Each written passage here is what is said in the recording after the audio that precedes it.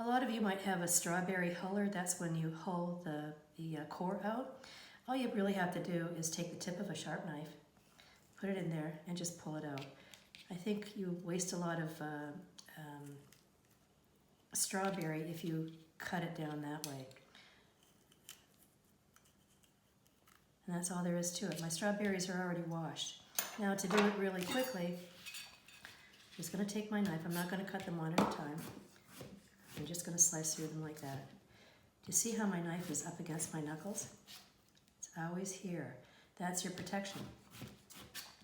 So I can just go through all of my strawberries very quickly. It's strawberry season here in Germany. And they're so nice and sweet. They remind me of when I was a child.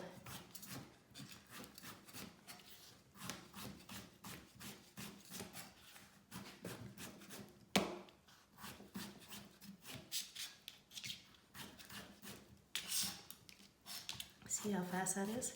It's so easy. Put this in my bowl.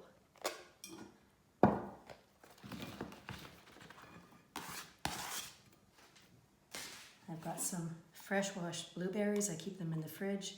I've got them on a paper towel here to catch any of the moisture.